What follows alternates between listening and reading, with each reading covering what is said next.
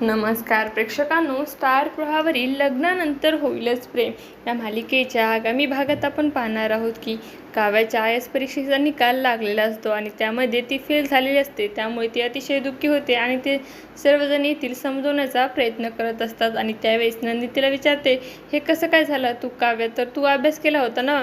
तेव्हा काव्य ही सर्वांना उत्तर देते, अभ्यास तर पूर्ण झाला होता, परंतु सदैव माझ्या डोक्यामध्ये पहिली गोष्ट येत होत्या। माझी मेन एक्झाम देखील डिसेंबर महिन्यामध्ये होती आणि डिसेंबरमध्ये काय घडलं होतं हे तुम्हाला माहिती आहे। त्यानंतर आईने देखील मला सांगितलं होतं की त्यांना त्यांच्या बहिणीचं लग्न अटेंड करता आलं नाही, कारण त्यांना लग्न आणि मुलामध्ये मुलाची निवड करावी लागेल। आणि त्यावेळेस पार्थ मान्यवर ओरडताना बोलतो, आई तुला हे सांगण्याची काही गरज होती? आणि त्या वसुंधरा ही संधीचा फायदा घेते आणि बोलते, हे काय पार्थ, आपल्या आईला बोलण्याची ही पद्धत आहे का? आज तुझी बायको जवळ आली म्हणून तू तुझी आई दूर केलीस, आईवर असे ओरडून बोलणार का? आणि ती मानिनीला बोलते, मानिनी आता तुझी मुलं तर तुझ्या हातून गेली। अशा प्रकारे वसुंधरा ही मानिनीचा पार्थ यांच्यामध्ये मतभेद निर्माण करण्याचा प्रयत्न करू लागतो। आता येणाऱ्या भागामध्ये मानिनी आणि पार्थ यांच्यामध्ये दुरावा निर्माण होणार का हे पाहणं अतिशय रोचक ठरणार आहे।